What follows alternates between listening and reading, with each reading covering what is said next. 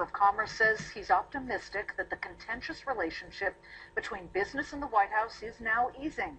But Tom Donahue also adding there's still a long way to go. Uncertainty among companies, lenders, and investors still abounds. There are many unanswered questions about regulations, taxes, and other policies that must be addressed in order to unleash aggressive hiring in the private sector. So what is the future of Washington's relationship with the business world? Joining us now is our own Peter Barnes, who had a chance to speak with Tom Donahue, as well as George Jarkesy. He is chairman of the business investment firm National Eagles and Angels Association. George, I want to start with you. The cost of regulation. We just talked to John Hoffmeister about it. Of course, Tom Donahue talked to Peter about that earlier today. What is the most onerous part of regulation for business right now? Well, you know, what you got to look at is how big it is. He quoted it today as 1.7 trillion, which is almost 12% of what we produce. So you agree with that figure? I don't know if I agree with the figure, but they put it out. It's a big figure. Now, not all regulation is bad. Business and regulation, you have to have it. But when you've got regulation that strangles companies, when you got a company that has 15 million of revenues and $1.5 million is going toward government regulation, 10% of what it produces, just so that it can raise capital, or when you've got coal sales that are sitting on the western United States that can't get off because of regulation and you can't build business, it's problematic. And do you get the sense, though, that it's regulation that truly is the thing that's holding it up? Because we did get the extension of the tax cuts, so that's certainly a positive. Well, yeah, the extension of the tax cuts, without question, were a shot in the arm, and they're going to be good for 2011 and for our economy. But the regulation is strangling small business in America, and is strangling growth companies. And these are the companies that will be the Microsofts of tomorrow. These are the companies that become Ford Motor, that spread American interest through the globe. These are companies that today aren't going to get there because of regulation in forming capital, regulation in EPA, in multiple regulatory agencies. Well, Peter, it might be style over substance, but there does seem to be a more open dialogue, at least now, between this administration and business.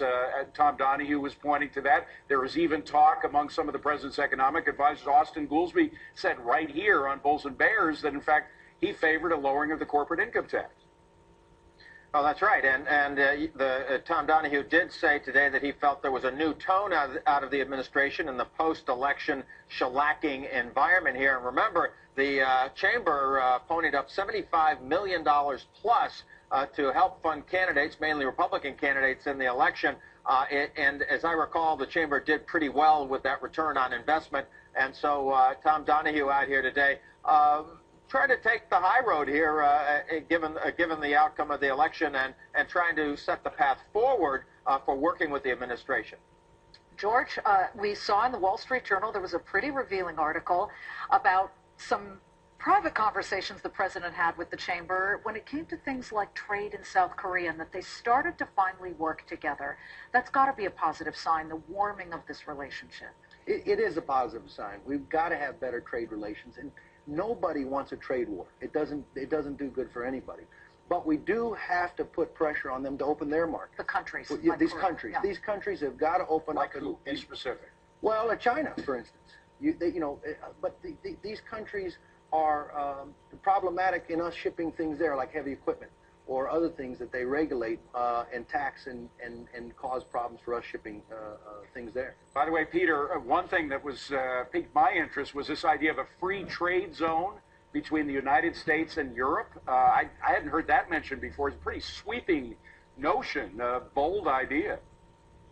It is, and listen, all these regions of the world, APEC, the Asian nations, the EU, China, everybody's negotiating these open trade agreements with each other, and so Tom Donahue throwing that out there into the mix, saying that it could really stimulate the $600 billion in transatlantic trade that already exists. He proposed to actually eliminate all tariffs for all products in both countries. It was a very bold idea.